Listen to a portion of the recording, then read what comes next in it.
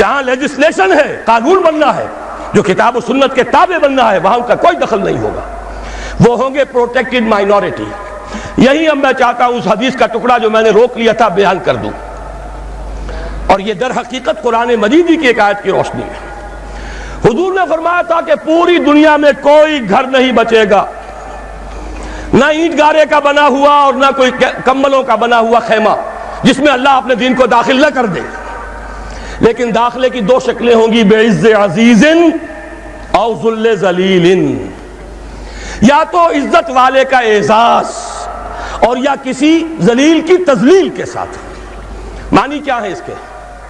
اگر گھر والا خود اسلام قبول کر لیتا ہے، فَلِلَّهِ الْعِزَّةُ وَلِرَسُولِهِ وَلِلْمُؤْمِنِينَ، اب وہ بھی اس عزت کے اندر شریک ہو گیا جو اللہ کے لیے ہے، رسول کے لیے، اہل ایمان کے لیے، اس کے اعزاز کے ساتھ اس کے گھر میں اسلام داخل ہوا۔ اور جو اسلام قبول نہیں کرے گا، ظاہر بات ہے اسے بھی اپنے گھر کے اندر جو چاہے کر لے، لیکن پورے نظام کے تابع ہو کر رہنا پڑے گا۔ جو بھی لا آف دی لینڈ ہے اس میں اللہ اور اس کے رسول کا حکم چلے گا، لہذا اس کی توہین ہو گئی خود بخود۔ وہ اپنے گھر میں جو چاہے کرے، شراب پینی ہے پی لے، اپنا جو معاملہ کرنا چاہے، کسی ایک معبود کو نہیں ہزاروں معبودوں کو سجدے کر لے، اجازت ہے، لیکن یہ کہ ملک میں نظام اللہ اور اس کے رسول کا، غلبہ اللہ کے دین کا، وَلِلَّهِ الْعِزَّةُ وَلِرَسُولِهِ وَلِلْمُؤْمِنِينَ، یہی دو شکلیں ممکن ہے جو حضور نے بیان فرما دی، اور میں نے عرض کیا تھا یہ قرآن مجید کی آیت ہے۔ نصارہ اور یہود کے بارے میں سورہ توبہ میں فرمایا حَتَّى يُعْطُوا الْجِزْيَةَ عَنْ يَدٍ وَهُمْ صَاغِرُونَ، جبکہ مشرکین عرب کے لیے کوئی آپشن نہیں تھا، یا ایمان لاؤ یا قتل کر دیے جاؤ گے۔ براءۃ من اللہ ورسولہ، یہ سورہ توبہ کی ابتدائی آیات اسی موضوع پر ہے۔ آگے چل کر فرمایا یہود اور نصارہ کے لیے ایک ایگزمپشن ہے، وہ یہودی اور نصرانی ہو کر رہنا چاہیں تو رہیں، لیکن انہیں چھوٹے ہو کر رہنا پڑے گا، ہاتھ سے جزیہ دینا ہوگا۔ یؤتوا الجزیۃ عن ید وہم صاغرون، یہی ہے جسے حضور نے فرمایا ذل ذلیل، اس کے سوا کوئی شکل نہیں ہے اسلامی ریاست میں۔ البتہ جزیہ کیا ہے، اسے بھی گالی بنا دیا، یہ گالی نہیں ہے۔ ریاست جب ذمہ لے گی، خلافت کا نظام انڈر رائٹ کرے گا ان کے جان اور مال کے تحفظ کو، ان کی آزادیوں کو، مذہب اور عقیدے کی آزادی، ان کے پرسنل لا کی آزادی، تو کچھ ٹیکس انہیں دینا پڑے گا نا، کچھ تبادلے میں ہوگا۔ مسلمان زکوٰۃ دیں گے، اگر عشری زمین ہے عشر دیں گے، خراجی زمین ہے خراج دیں گے، تو انہیں بھی کچھ دینا ہوگا کہ نہیں؟ بس یہ ان سے زکوٰۃ نہیں ہوگی، اور ان سے ہوگا ٹیکس۔ وہ ٹیکس ہے جس کا نام جزیہ ہے۔ جزیہ کسے کہ جزا، بدلہ، یہ تو ایک در حقیقت مبادلہ ہے۔ حکومت جو کچھ خرچ کرتی ہے اس کا کچھ نہ کچھ حصہ آپ کو برداشت کرنا ہوگا، تو جزیہ جزا ہے۔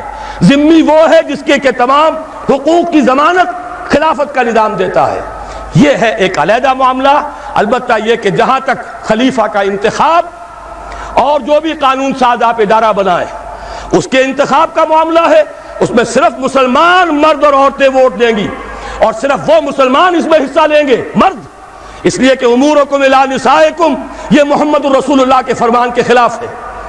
عورتوں کے حوالے کچھ اور ذمہ داریاں ہیں جو اسلام نے کی ہیں، وہ میں بعد میں کروں گا۔ ووٹ دیں گی، اس لیے کہ حضرت عمر رضی اللہ تعالیٰ عنہ نے جو ایک کمیٹی بنائی تھی، جس کے بعد کے تیسرے خلیفہ کا انتخاب ہوا، جس کے ذریعے سے اس میں حضرت عبد الرحمن ابن عوف نے مردوں سے بھی رائے لی، خواتین سے بھی رائے لی۔ رائے کی حد تک ہمارے پاس مثال موجود ہے، لیکن یہ کہ اس سے آگے معاملات مملکت، معاملات ریاست، یہ مردوں کے لیے ہیں، عورتوں کے لیے نہیں۔ اس اعتبار سے سمجھ لیجئے مسلمان مرد اور عورتیں مل کر خلیفہ کا انتخاب کریں، جو بھی مجلس ملی ہے اس کا انتخاب کریں، اس میں غیر مسلموں کا کوئی حصہ نہیں ہے۔ ان کے علیحدہ باڈیز ہو سکتی ہیں ان کے مسائل کے بارے میں جن سے رائے لی جا سکے۔ یہ ہے دوسرا نکتہ، مخلوط قومیت کی نفی۔ تیسرا نکتہ، خلیفہ کا انتخاب بلا واسطہ تمام مسلمان مرد اور عورتیں کریں گے، لیکن اس خلیفہ کا معاملہ وہ نہیں ہوگا جو پارلیمانی نظام میں ہے۔ خلفائے راشدین مشورہ لیتے تھے، مشورہ لینا فرض ہے، حضور سے کہا گیا شاورہم فی الامر، لہذا کون ہوگا جو اس سے مستثنیٰ ہو؟ لیکن یہ ووٹوں کی گنتی کا معاملہ کبھی نہیں رہا اسلام میں۔ خلیفہ راشد نے کبھی گنتی کر کے ووٹ لے کر اور فیصلے نہیں کیے۔ بلکہ یہ کہ خلیفہ کو پورا اختیار ہے. کتاب و سنت کی تلوار تو سب پر ہے، ویسے ہی خلیفہ کے سر پر بھی ہے، لیکن اس کے دائرے کے اندر اسے ایک معین مدت تک کے لیے، اگرچہ خلفائے راشدین کے ہاں یہ معین مدت نہیں تھی، وہ تعزیز خلفاء تھے، لیکن وہ شے ہم پر لازم نہیں ہے. معین مدت مقرر کی جا سکتی ہے، لیکن اسے اختیار دیا جائے. وہ یہ نہ ہو کہ ہمیشہ پارلیمنٹ کی اکثریت کا محتاج رہے. خاص طور پر ہمارے ہاں جیسے ہی اسمبلی آئی، جو بھی حکومت بناتا ہے وزیر اعظم، اس کی ساری توجہ اسی پر ہوتی ہے کہیں یہ مینڈک پھدک نہ جائے، کہیں یہ گھوڑا کہیں جا کر بک نہ جائے، کچھ اسے دو، 50 وزیر بنا دو. یہ بھی رہا ہے بلوچستان میں، شاید اب بھی ہے، کہ جے یو آئی کے غالباً اس میں بلوچستان کی اسمبلی میں صرف 6 رکن ہیں اور 6 کے 6 وزیر ہیں. یہ تماشے اس پاکستان میں ہو رہے ہیں. کیوں؟ ایک بھی ہٹ گیا حکومت ختم، چند میڈک پھدک گئے حکومت ختم، چند گھوڑے بک گئے حکومت ختم. لہذا ساری توجہ اسی پر. کام کرے تو کیا کرے؟ کوئی نیک نیت آدمی ہو کوئی کام نہیں کر سکتا، اسے تو اپنی کرسی بچانے کی فکر ہو جاتی ہے. ہماری اس دنیا کے اندر بھی ایک دوسرا متبادل نظام ہے، صدارتی نظام ہے. وہ صدارتی نظام زیادہ قریب ہے نظام خلافت سے، اس لیے کہ وہاں کانگریس کی اکثریت کا پابند نہیں ہے. جو بھی صدر ہے امریکہ کا، اس کی اپنی مرضی ہے، اس کے مطابق وہ جس کو بھی وزیر بنانا چاہتا ہے سیکریٹری کہلاتے ہیں. وہاں ضروری نہیں کہ وہ کانگریس کا رکن ہو. جس کو سمجھتا ہے باصلاحیت ہے.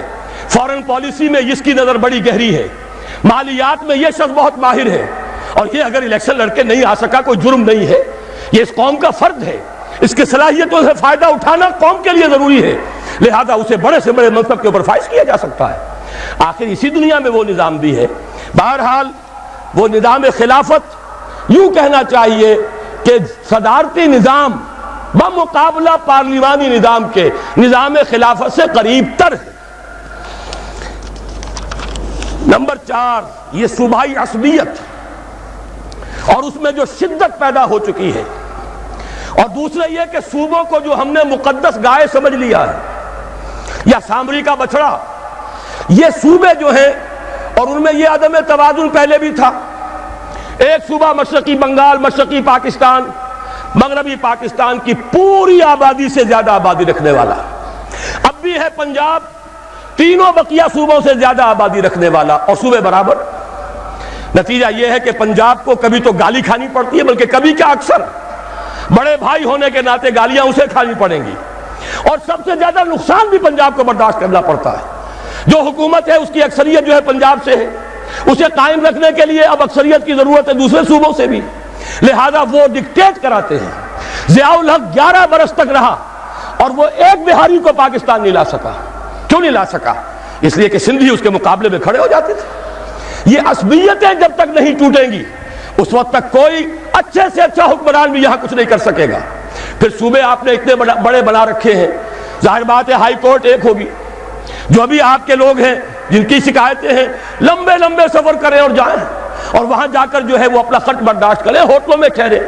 چھوٹے چھوٹے صوبے ہمارے نزدیک 2 چیزیں، ایک تو یہ کہ صوبوں کی تعداد بڑھائی جائے، موجودہ کمشنریوں کو صوبہ بنا دیا جائے. ضیاء الحق صاحب نے بھی یہ بات کہی تھی، اور بھی بے شمار لوگوں نے یہ بات کہی ہے کہ پاکستان کے بہت سے مسائل کا حل اس میں ہے کہ صوبے چھوٹے کر دیے جائیں، تعداد بڑھا دی جائے. لیکن کوئی ہمت نہیں کرتا. ضیاء الحق صاحب کو ہمت نہیں ہوئی. کہا تو انہوں نے یہ تھا کہ دیکھو افغانستان کو آبادی میں ہم سے 1/5 اور صوبے ہم سے 12 گنا زیادہ، 50 صوبے. لیکن یہ کہ یہ کام بھی واقعتاً کرنے کا ہے چھوٹے صوبے، تاکہ لوگوں کو اپنی ضروریات انتظامی جو ہے اس کے لیے لمبے سفر نہ کرنے پڑے. اور پھر جب یہ صوبے ٹوٹیں گے تو اس سے یقیناً وہ عصبیت کی دیواریں جو کھڑی ہو گئی ہیں وہ بھی منہدم ہوں گی. میں تو بھارت کی مثال دیتا ہوں، بلکہ اس میں ایک بات اور عرض کر رہا ہوں. یہ لسانی اور ثقافتی معاملات جو ہیں، نسلی، لسانی، ثقافتی، ان میں ہمارے ہاں افراط و تفریط ہے. یا تو انہیں سمجھ لیا گیا ہے منزل من اللہ، اور یا انہیں کہہ دیتے کفر. دونوں باتیں غلط ہیں. لسانی، نسلی، علاقائی عصبیت اور تعصب غلط ہے، لیکن لسانی، نسلی، علاقائی ثقافتیں اور زبانیں ہرگز کفر نہیں ہیں. ہر ثقافت اپنا حق رکھتی ہے کہ پروان چڑھے. ہاں اس میں سے جو چیز کتاب و سنت کے منافی ہے وہ نکال دیجئے، باقی وہ ان کا حق ہے. ہر زبان برابر کی حقدار ہے کہ پروان پڑھے. مسلمان کے سوائے عربی زبان کے کوئی اور زبان مقدس نہیں، اور وہ بھی اس لیے نہیں کہ وہ عربوں کی زبان ہے، اس لیے کہ اس میں اللہ کی کتاب ہے، اللہ کا کلام ہے، اس میں اللہ کے رسول کے فرامین ہیں۔ براہ راست مطالعے کے لیے عربی زبان کا سیکھنا لازم ہے، ورنہ یہ ہے کہ اندھے کی لاٹھی جس کے ہاتھ میں چلی گئی وہ لے جائے گا۔ آپ کو جس نے جو بتا دیا قرآن میں یہ لکھا ہے، حدیث میں یہ لکھا ہے، آپ تو اس کے پیچھے چلنے پر مجبور ہوں گے۔ آنکھیں کھولیں، عربی پڑھیں اور دیکھیں کون کیا کہہ رہا ہے، قرآن اور سنت کے مطابق کہہ رہا ہے یا غلط کہہ رہا ہے۔ بہرحال عربی زبان اپنی جگہ، باقی لسانی ثقافتی جو فرق ہیں ان کو مٹانا ہرگز مقصود نہیں۔ قبائلی معاملات رہے، ہاشمی ہاشمی رہے، اموی اموی رہے، تائی تائی رہے، غفاری غفاری رہے، ثقفی ثقفی رہے، یہ سب کے سب قبیلے موجود رہے۔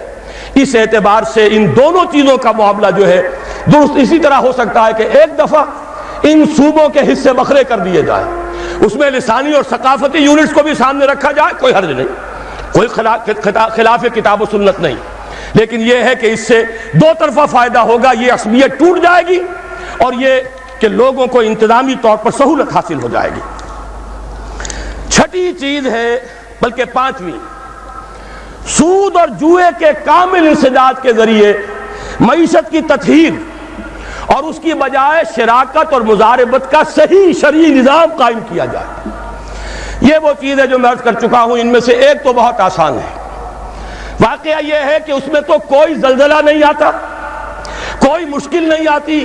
جوئے اور سٹے کو آج حرام کیا جا سکتا ہے بغیر اس کے کہ سرے منہ بھی کوئی فرق یہاں واقع ہو، کوئی مشکل پیدا ہو۔ فرق تو ہوگا، نجاست ختم ہو جائے گی، قرآن جسے کہہ رہا رجس من عمل الشیطان، تطہیر ہو جائے گی، لیکن یہ کہ کوئی زلزلہ نہیں آئے گا کہ کوئی ہماری نظام معیشت کا وہ لازمی حصہ ہے۔ سود کے بارے میں مانتا ہوں زلزلہ آئے گا، لیکن یہ زلزلہ خوش آئند زلزلہ ہے، اور جب تک یہ زلزلہ نہیں آئے گا تدریجاً سود ختم نہیں کیا جا سکتا۔ جب ایک طرف آپ حرام کی دکان کھلی رکھیں گے اور حرام سستا مل رہا ہوگا، دوسری طرف حلال ہوگا اور وہ مہنگا ہوگا، عام آدمی لازماً پانی جو ہے نشیب کی طرف جاتا ہے، وہ حرام کی طرف راغب ہو جائے گا۔ حرام کا دروازہ بند کیجئے، اب سرمایہ کہاں جائے گا؟ گھر میں نہیں رکھا رہے گا، گھر میں رکھا رہے گا پگھل جائے گا برف کی طرح، گھر میں رکھا جائے گا ڈیویلویشن کے ذریعے سے، انفلیشن کے ذریعے سے کم ہوتا چلا جائے گا، لا محالہ اسے میدان میں آنا پڑے گا، اور میدان میں آنے کے دو ہی راستے ہیں، مضاربت یا شراکت، یا یہ کہ خود کام کرو۔ ہماری عظیم اکثریت تو انہی لوگوں پر ہے، اپنا سرمایہ اپنی دکان، تھوڑی پونجی ہے ریڈی لگا رہا ہے، اس سے بھی کم ہے چھابڑی لے کر اپنے سر پر پھر رہا ہے، زیادہ اکثریت تو ان لوگوں کی ہے۔ لیکن جو بہت بڑے بڑے لوگ ہیں، کارخانے لگائیں شراکت کی بنیاد پر، کمپنیاں چلائیں مضاربت کی صحیح بنیاد پر، یہ لیبل جو ہے سود کے اوپر، یہ چاہے وہ پی ایل ایس ہے اور چاہے مضاربہ اس وقت جو ہو رہا ہے، وہ بہت بڑی جسارت ہے کہ سود کو مضاربہ کہا گیا ہے۔ یہ جتنے بھی نظام ہم نے اختیار کیے ہیں، یہ در حقیقت کل کے کل سود ہے۔ ہر بینکر سے پوچھ لیجئے، لکھ کر تو نہیں دے گا اس لیے کہ سرکاری ملازم ہے، اس کے بھی بال بچے ہیں، وہ بھی میرے اور آپ کی طرح اللہ تعالیٰ پر اعتماد اور توکل نہیں رکھتا، اسے بھی تنخواہ کا سہارا ہے، لیکن یہ کہ پوچھ لیجئے فوراً کہے گا کہ یہ وہی سود ہے، صرف لیبل بدلا ہے۔ حقیقت میں سود کو ختم کریں گے تو اللہ اور اس کے رسول سے ہماری صلح ہوگی، مصالحت ہوگی، ورنہ اللہ اور اس کے رسول کے خلاف جنگ کرتے رہیے، عذاب پر عذاب کے کوڑے آئیں گے۔ اور کوئی عجب نہیں کہ وہ چھوٹا کوڑا جس نے 2 لخت کیا تھا، لیکن غنیمت تھا کہ مشرقی پاکستان ون پیس رہا، ایک ملک تو رہا۔ بنگلہ دیش ہے، مسلمانوں کی اکثریت کا ملک ہے، وہ دور بھی گزر گیا جبکہ وہاں کسی نے یہ کہا تھا کہ اگرچہ بنگلہ دیش آبادی کے لحاظ سے سب سے بڑا مسلمان ملک ہے، but we won't like to be called a Muslim country، ہم یہ نہیں چاہیں گے کہ ہمیں مسلمان ملک کہا جائے۔ انا للہ و انا الیہ راجعون۔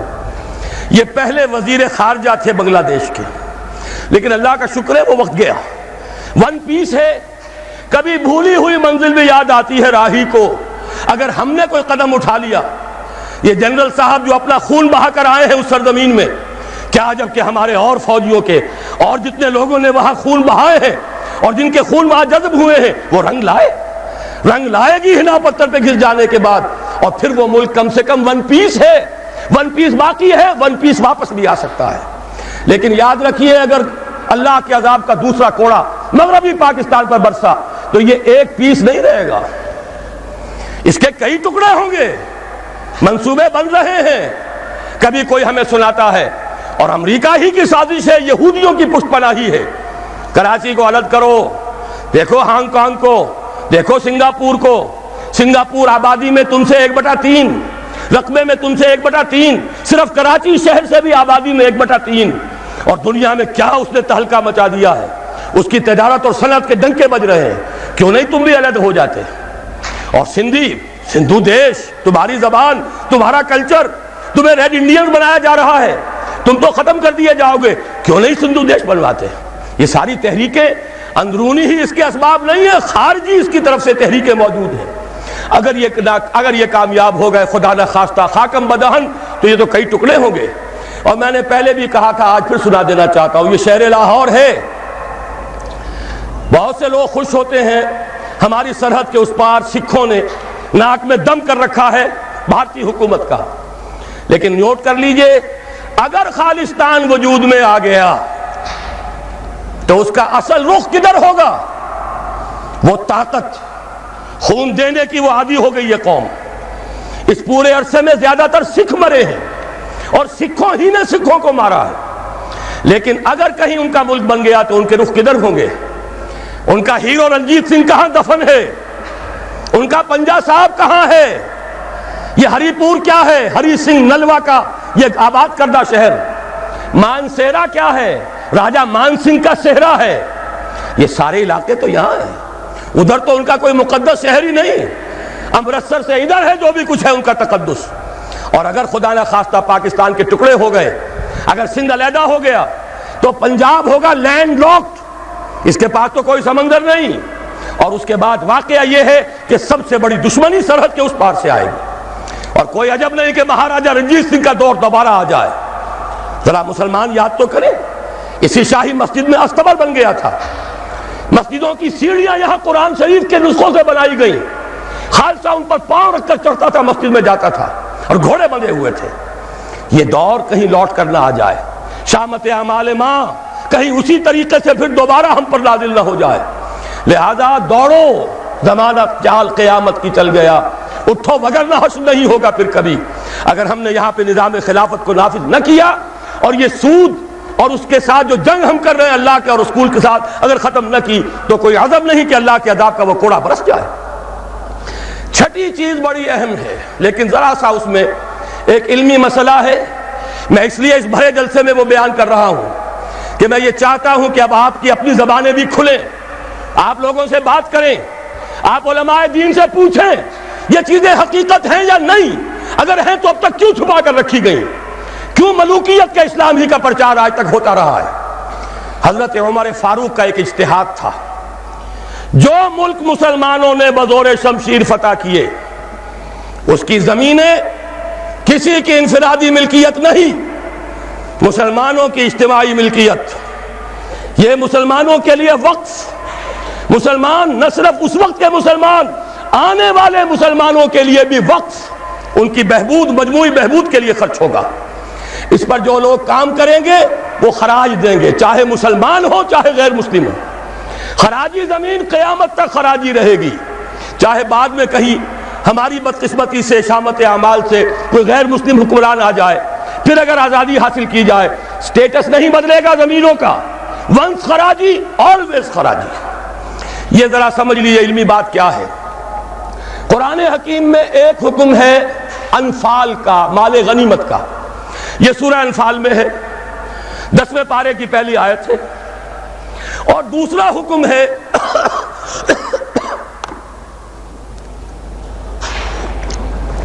اموال فے کا، یہ سورہ حشر میں ہے۔ اموال غنیمت کا قانون یہ ہے کہ 5واں حصہ 1/5 بیت المال کا، 4/5 مجاہدین میں تقسیم ہو جائے گا۔ سوار ہے گھوڑا اور اونٹ بھی اس نے اپنا رکھا ہوا ہے تو اس کو 2 حصہ ملے گا، پیدل ہے اکیلا۔ اموال فے کیا ہے؟ کل کے کل بیت المال کے، کسی کا کوئی حصہ نہیں۔ عام خیال یہ تھا کہ یہ زمینیں جو فتح ہو رہی ہیں، عراق فتح ہو گیا، شام فتح ہو گیا، ایران فتح ہو گیا، مصر فتح ہو گیا. تصور تو کیجئے، the fertile crescent of the Middle East سارا کا سارا فتح. چند سالوں کے اندر اندر چند ہزار صحابہ تھے جنہوں نے ان سارے علاقوں کو فتح کر لیا. اب انہوں نے مطالبہ کیا کہ جناب یہ مال غنیمت ہے، ہم نے جنگ کر کے فتح کیا، لہذا یہ زمینیں تقسیم کر دیجئے، 5واں حصہ رکھ لیجئے بیت المال کا. حضرت عمر نے فرمایا اگر میں نے یہ زمینیں اور یہ رقبے تمہیں تقسیم کر دیے تو بعد کے آنے والے مسلمانوں کو کیا ملے گا؟ واقعہ یہ ہے کہ تاریخ انسانی کا بدترین جاگیردارانہ نظام قائم ہو جاتا اگر حضرت عمر یہ فیصلہ نہ کرتے. وہ عمر فاروق کان رائہ موافقا بالکتاب والسنہ، کتاب اور وحی کے مطابق ان کی رائے، بلکہ میں کہتا ہوں وہی ان کی رائے کے مطابق نازل ہوئی. وہ عمر بن الخطاب جن کے بارے میں حضور نے فرمایا کہ لو کان بعدی نبی لکان عمر، میرے بعد کوئی نبی ہوتا تو عمر ہوتے. یہ ان کا اجتہاد ہے، اور یہ اجتہاد کسی مولوی کا نہیں، امیر المومنین کا ہے. جبکہ پوری ملت اسلامی ایک حکومت، ایک نظام، مذہب اور سیاست میں کوئی تفرقہ نہیں. وہی خطیب ہے مسجد نبوی کا اور وہی امیر ہے وہ حکومت کا، سربراہ ہے حکومت کا. اس کا اجماع اور خلافت راشدہ کا یہ اجماع، یہ تو گویا کہ ہمیشہ کے لیے اٹل قانون ہے. اس کے اوپر اس اجتہاد پر عمل کیجئے. زرعی زمین کی 2 قسمیں ہماری شریعت میں ہیں. جو مسلمان لڑے بھڑے بغیر ایمان لے آئے ان کی زمینیں ان کی ملکیت ہیں. جیسے مدینہ کے مسلمان، وہ تو لڑے نہیں، انہوں نے تو خود حضور کو لے کر اور ان کو دعوت دے کر وہ مدینہ تشریف لے کر آئے ہیں، لہذا ان کی زمینیں ان کی ملکیت نہیں، ان سے عشر لیا گیا، یہ عشری زمینیں کہلاتی ہیں. جو زمینیں فتح ہوئی، جو ملک، یہ عشری نہیں خراجی ہیں. یہاں پر وہ ملکیت رہیں گی بیت المال کی، مسلمانوں کی اجتماعی ملکیت، وقف علی المسلمین. البتہ جو کام کرے مسلمان ہو، کاشتکار، مجوسی ہو، عیسائی ہو، وہ خراج دیں گے براہ راست بیت المال کو. پاکستان کا یہ سارا علاقہ مسلمانوں نے بدور شمشیر فتح کیا تھا. یہ کسی کے باپ کی جاگیر نہیں ہے. وہ جاگیر چاہے کبھی رنجیت سنگھ نے دی ہو، چاہے وہ انگریزوں نے دی ہو، چاہے اس سے پہلے کہ وہ سلاطین مغلیہ نے دی ہو، جن میں سے سوائے ایک اورنگزیب عالمگیر کے باقی سب کا جو رویہ تھا وہ سب کو معلوم ہے کہ کیا تھا. اکبر اعظم نے تو یہاں سے دین محمدی کا جنازہ نکالنے کے لیے ایڑی چوٹی کا زور لگا دیا تھا صلی اللہ علیہ وسلم. نیا دین الہی رائج کیا تھا وہ اکبر اعظم علیہ ما علیہ.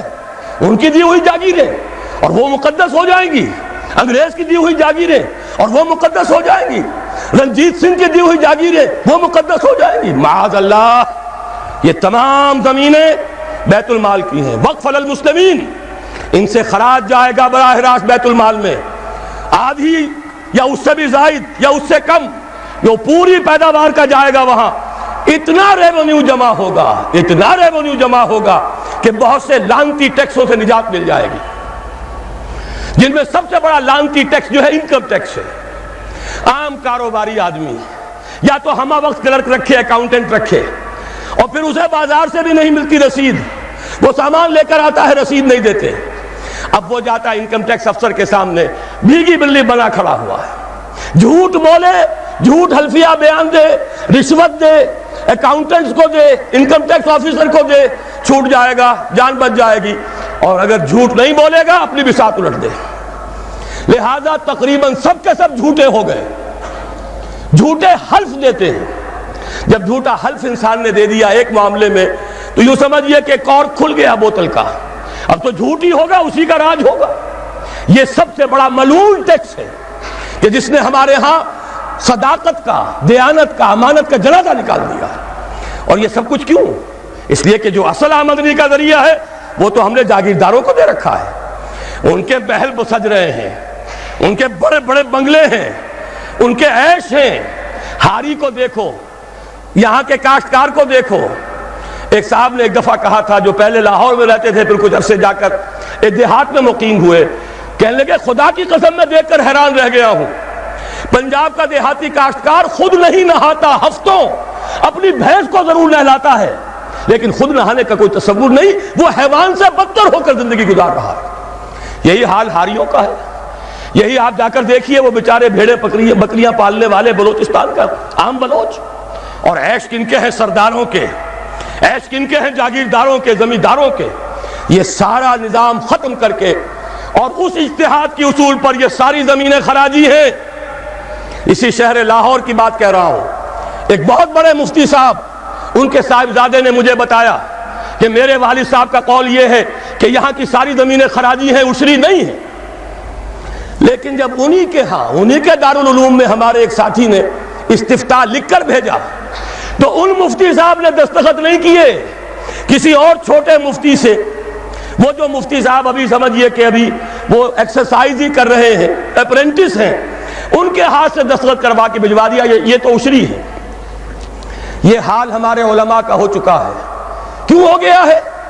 یہ سارے ادارے کن سے چلتے ہیں؟ چندے کون دیتے ہیں؟ سرپرستی کون فرماتا ہے؟ وہ تو وہی لوگ ہیں۔ سرمایہ دار کا چندہ نہ ہو تو دارالعلوم نہیں چلے گا، سرمایہ دار کا چندہ نہ ہو تو یہ سارے جو بھی ٹھاٹھ بچھے ہوئے ہیں، جو بڑی بڑی مسندیں سجی ہوئی ہیں، جو بڑی بڑی جائیدادیں بن گئی ہیں، ریاستیں بن گئی ہیں، یہ کہاں سے آئیں گی؟ لہذا سچ بات کیسے کہی جائے؟ ان کے لیے ہیں مشکلات ہیں، لیکن اب ہمیں حقائق کو علل اعلان کہنا ہوگا۔ وہ جو اقبال نے کہا تھا، وہ شعر تو آپ کو سنایا جنرل صاحب نے، کس نہ باشد در جہاں محتاج کس، نقطۂ شرع مبینی نس تو بس۔ اور میں آپ کو شعر سنا رہا ہوں جو حرف قل لفظ میں پوشیدہ تھی اب تک، اس دور میں شاید وہ حقیقت ہو نمودار۔ اور میں ابتدا میں کہہ چکا ہوں علامہ اقبال کی بات، میں ان کا ادنا طالب علم ہوں، ویسے میں انہیں کوئی معصوم نہیں سمجھتا، ان کی عملی زندگی ہمارے لیے مثالی نہیں ہے، قابل تقلید نہیں ہے، ان کا فکر ہے جو بہت بلند ہے۔ مجھے آج کے دور میں، اس پوری صدی میں، فکر کے اعتبار سے ان کے قریب بھی کوئی شخص نظر نہیں آیا آج تک۔ 60ویں برس میں ہوں اپنی عمر کے میں، اور مطالعہ کر رہا ہوں کم سے کم 40 برس سے۔ لیکن یہ کہ اپنی جگہ ہے، عظمت ایک پہلو سے بہت ہے، دوسرے پہلو سے وہ ہمارے لیے کوئی واجب التقلید نہیں۔ عملی زندگی خود وہ کہہ گئے، اقبال بڑا اپدیشک ہے، من باتوں میں موہ لیتا ہے، گفتار کا یہ غازی تو بنا، کردار کا غازی بن نہ سکا۔ کوئی بات نہیں، اللہ معاف فرمائے گا عمل کو۔ بات صحیح کہی ہے، اور وہ یہ کہی ہے کہ دور ملوکیت میں اسلام کے چہرہ انور پر جو پردے پڑ گئے تھے، آج وقت آیا ہے کہ ان پردوں کو اٹھا دیا جائے، ڈنکے کی چوٹ کہا جائے یہ زمینیں خراجی ہیں، کسی کی ملکیت نہیں ہے، کسی کے باپ کی جاگیر نہیں ہے، یہ سب مسلمانوں پر وقف ہے، ان کی بہبود کے لیے ہیں، ان سے خراج براہ راست جائے، نیا بندوبست اراضی کیا جائے۔ جو پہلے کام کر رہے ہیں ان کا حق فائق ہے، الفضل للمتقدمی پہلے موجود ہیں جو کام کر رہے ہیں، ورکیبل یونٹ بنا دیا جائے۔ اور یہ وہ بات ہے، سن 82 میں میں نے صرف 2 مہینے کی خطا کی تھی، ضیاء الحق صاحب کی شورا میں 2 اجلاس اٹینڈ کیے تھے، اور ڈنکے کی چوٹ کہا تھا کہ خدا کے لیے ایک کمیشن بٹھائیے، جید علماء بھی ہوں اس میں۔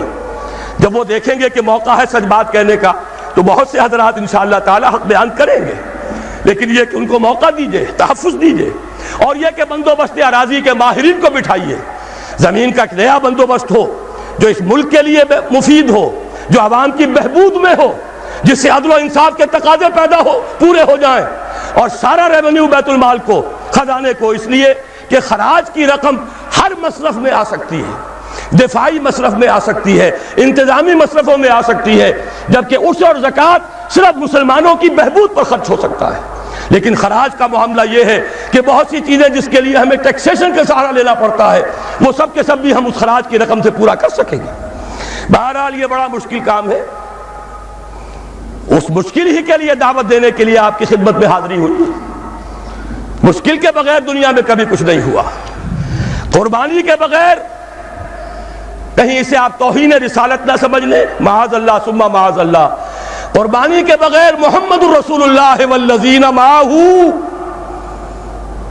اگر کسی کو حق پہنچتا تھا کہ انہیں کوئی تکلیف نہ پہنچتی اور انقلاب آ جاتا تو وہ محمد تھے صلی اللہ علیہ وسلم، وہ حقدار محبوب رب العالمین سید الاولین والآخرین، ان کو حق پہنچ سکتا تھا۔ ان کے پاؤں میں صرف کانٹے نہیں چبھے، وہ تو ابتدائی بات ہے جب چچی بچھا دیا کرتی تھی دروازے کے باہر کانٹے لا کر، ان پر تو پتھراؤ ہوا ہے، ان کا جسم مبارک لہو لہان ہوا ہے، وہ 3 برس کے لیے شیب بنی ہاشم میں محصور رہے ہیں، شدید ترین فاقے آئے ہیں، وہ 3 دن غار ثور میں چھپے ہوئے رہے ہیں، اور وہاں آپ نے اپنے آپ کو جو ہے محفوظ رکھا ہے۔ پھر کیا نہیں ہوا؟ جنگ بدر میں طویل ترین سجدہ کیا، اے اللہ کل جو مارکا ہونے والا ہے، اگر کہیں یہ 313 میرے 15 برس کی کمائی اگر کہیں یہ کل ختم ہو گئی تو پھر قیامت تک تیرا نام لینے والا کوئی نہ ہوگا۔ حضرت ابو بکر تھے جو جھونپڑی کے باہر پہرا دے رہے تھے ننگی تلوار کے ساتھ، انہوں نے عرض کیا حسبک حسبک، حضور بس کیجئے بس کیجئے۔ پھر کیا غزوہ احد میں دندان مبارک شہید نہیں ہوئے؟ کیا 70 صحابہ شہید نہیں ہوئے؟ جن میں ایک حمزہ بھی ہے رضی اللہ تعالیٰ عنہ، اسد اللہ و اسد رسول ہی تو ہے ہی، سگے چچا بھی ہیں، خالہ زاد بھائی بھی ہیں، دودھ شریک بھائی بھی ہیں، ساتھ کے کھیلے ہوئے ہم جونی بھی ہیں۔ ان کی لاش آئی ہے، ناک کٹی ہوئی، کان کٹے ہوئے، پیٹ چاک کر کے کلیجہ چبا ہوا۔ اس کے بغیر انقلاب نہیں آیا تھا، اس کے بغیر نظام نہیں بدلتا۔ یہاں تو زرعی ٹیکس کوئی لگنے نہیں دیتا، مرکز سے ذرا سی کوئی پالیسی مجھے تو نہیں معلوم کہ کیا آئی ہوگی، مجھے کوئی توقع نہیں کہ وہاں سے کوئی خیر بھی آ سکتا ہے، لیکن یہ کہ کوئی ایسی تھی کہ وہ نازک مزاج شاہاں، ان کے لیے تو وہ بھی ناقابل برداشت ہو گئی۔ وہی آئی جے آئی کی حکومت مرکز میں، وہی آئی جے آئی کی حکومت یہاں، اور اس نے اس کے خلاف قرارداد پاس کر دی، اس لیے کہ ٹیکس نہیں دے سکتا، زمیندار نہیں، بیچارہ ایک تنخواہ دار ملازم 3000 4000 روپیہ جو آج کل کچھ بھی نہیں ہے، وہ تنخواہ لے رہا ہے۔